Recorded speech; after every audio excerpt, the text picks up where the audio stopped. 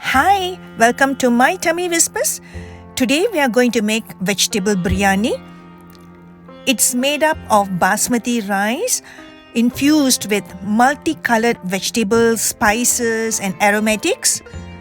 And it is a popular dish not only with Indians but with many other races too. So I hope you'll give it a try. And today I'm also going to show you how to make a simple mango chutney to go along with this biryani. Usually raita is served. For a change, I thought mango chutney will be an excellent accompaniment because it gives you the little bit crunch and the sweetness, and it's a perfect combination with the biryani. So let's get started. To make the mango chutney, I peeled 2 green mangoes and I cut it into thick long strips and I weighed it. It read as 236 grams, and if you have slightly more, even if it's 250, it's okay, go along with it, nothing to worry. And heat little bit oil in a saute pan and a small cinnamon bark and half teaspoon of mustard seeds and 3/4 teaspoon of Shahi Jeera, or it is called caraway seeds. Saute it till the mustard seeds get splattered. Make sure your heat is under medium because we don't want the spices to get burnt in the oil. Saute the onions till it turns translucent. Approximately it should take about 3 to 4 minutes, and after that you add a few cut chilies. I just slit it in the center and I added to the onion mixture to give some heat to the chutney.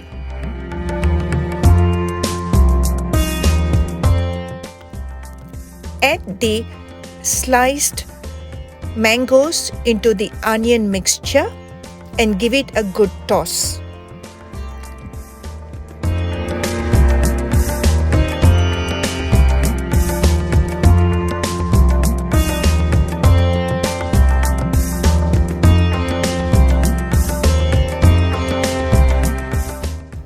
Next, I added 1/4 teaspoon of salt and about 1 teaspoon of white sugar to the mangoes.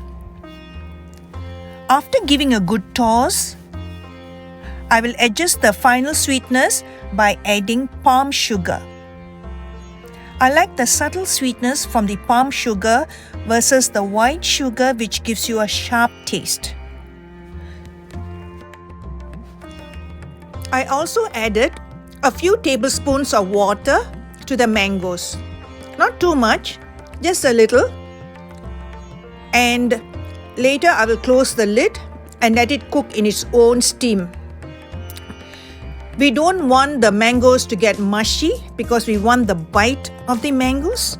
So just a little water to enhance the process of cooking the mangoes. And after which I'll add also a little piece of palm sugar. I break it down to smaller pieces so it cooks in faster. And once it gets dissolved, I'll taste and see. If I need it more, then I'll add another smaller piece of palm sugar. Adjust it according to your sweetness. The mango will give you a tinge of sourness. The palm sugar will give you a tinge of sweetness. And the 2 little chilies will give you a subtle spiciness. So it's 3 beautiful flavors infused into one dish.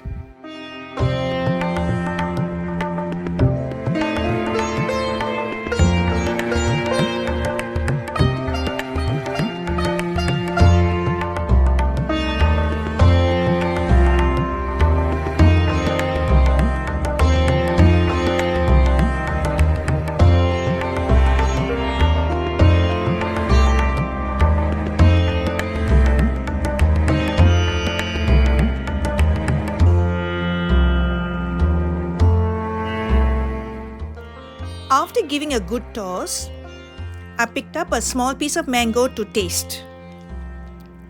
It was still quite firm, but I needed a little bit more palm sugar to be added. So next I added a smaller piece of palm sugar and I gave it a good mix, and I closed the lid and let it cook in its own steam.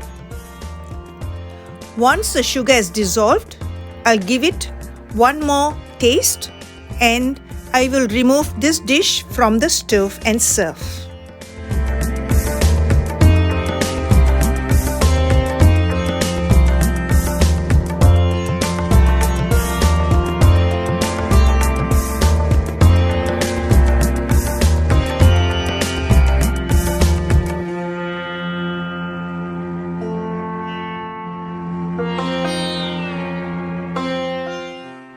Yum! The mango chutney tasted really good. It had the correct bite and the tinge of sweetness and the little sourness from the mangoes and tinge of spiciness too, all infused into one dish. It was simply beautiful. I took 3 cups of Basmati rice. I rinsed it well under the running water and I soaked it in room temperature water for 15 minutes. I filled a pot with about 1.5 liters of water and bring it to a simmer.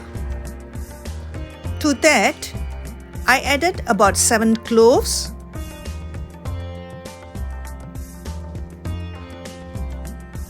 1 tablespoon of Shahi Jeera or caraway seeds, and 1 tablespoon of salt, and 2 tablespoons of oil, and few pandan leaves for the extra aroma. Once the water gets to a rolling boil, add the soaked basmati rice into it and cook it till it is 70% done.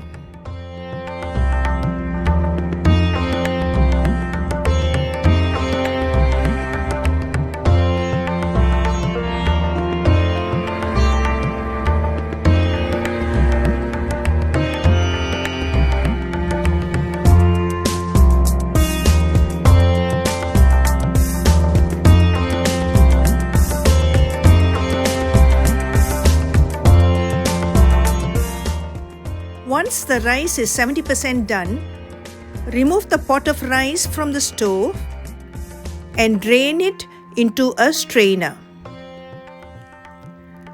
Please remove all the pandan leaves and the cloves and keep it aside for further use. Next, I took a clean pot and filled it up with some oil, and I fried a few papadums to be served later with the biryani.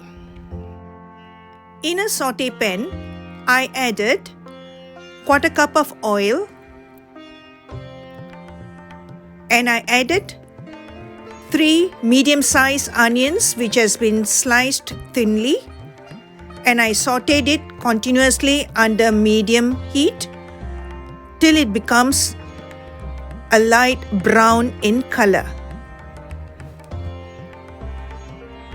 Once the onions have caramelized well and has a tinge of brown in color, push the onions to a side and it's time to add the spices.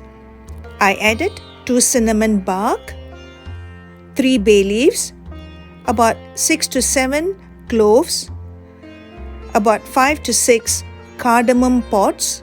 I just knocked it and I added it to the oil.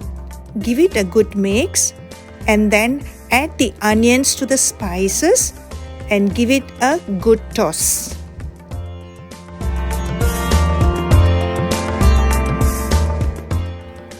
Next, I added 1 tablespoon of ginger paste and 1 tablespoon of garlic paste and sauteed into the onion mixture. Now we add the veggies. A handful of French beans, which is cut into about 1.5-inch lengths.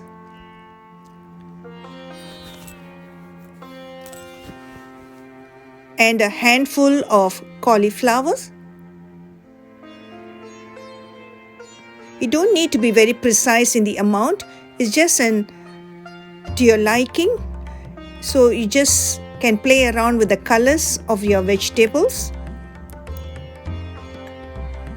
And I had a little bit of the white radish, so that I had only about half handful. So I also julienned it into 1.5-inch lengths. And I had carrots, so I had 2 handfuls of carrot.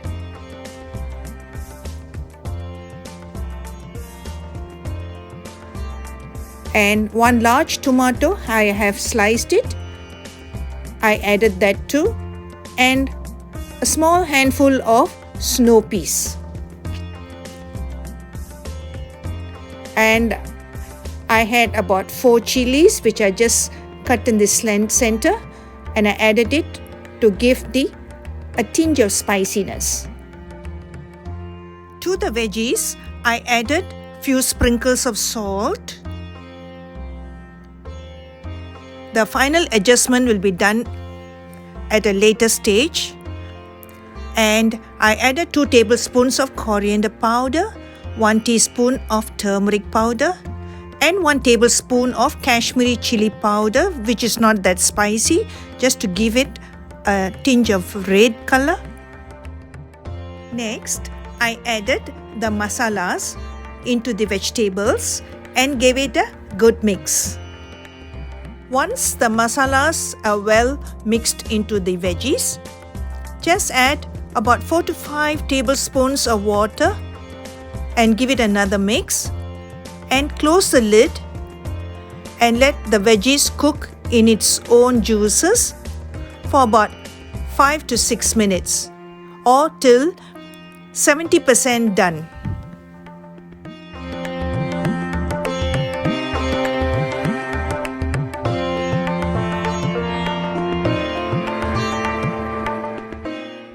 I tasted for the seasoning.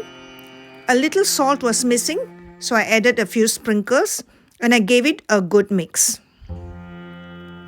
Meanwhile, I had some beetroot which has also been julienned.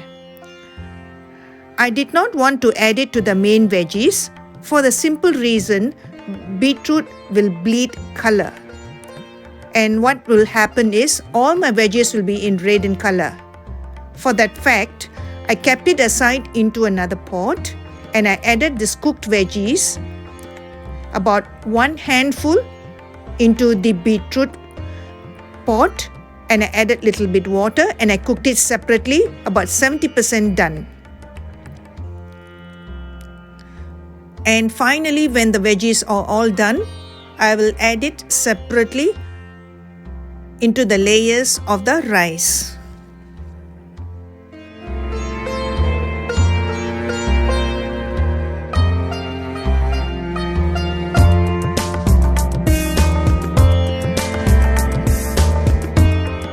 Once the beetroot is done, remove from the stove and keep aside. And to the other pot of mixed veggies, add a handful of chopped coriander leaves. And if you have mint leaf, please do add that too. Since we are in lockdown restrictions, I couldn't get access to the supermarket to get some mint, so I just managed with what I have. Mint leaf will give more aroma to this dish too. Today, I'm going to show you how to make biryani in 2 different methods. During our mother's days, they used to make biryani in bamboo cylinder, which is steamed, and the sweetness and the aroma from the bamboo adds more flavor to the biryani. Since I do not have the bamboo cylinder, I only used my stainless steel puttu steamer and I made the first set of biryani in this method. To the cooked biryani rice, or the basmati rice, I added 1 big spoon of melted ghee and I mixed it well so that the aroma from the ghee will get infused into the basmati rice.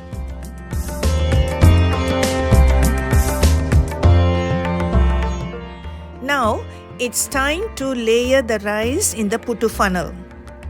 We'll start off first with couple of spoons of rice into the base of the funnel and top it up with the curry and a few coriander leaves and some cashews and another layer of rice and some curries again, and finally we'll finish it off with the rice and some cashews and some coriander leaves, and carefully place the funnel onto the vessel base and steam it for 8 to 10 minutes under medium high.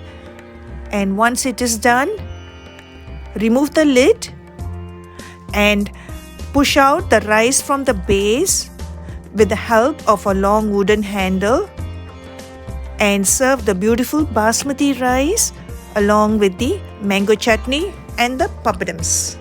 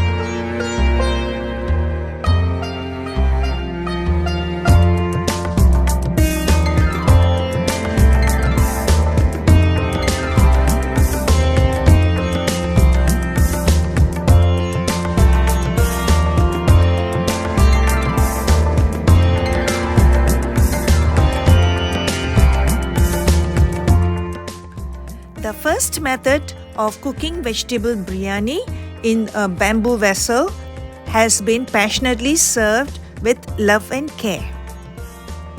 Now we shall go into the second method. Have a heavy base stainless steel pot.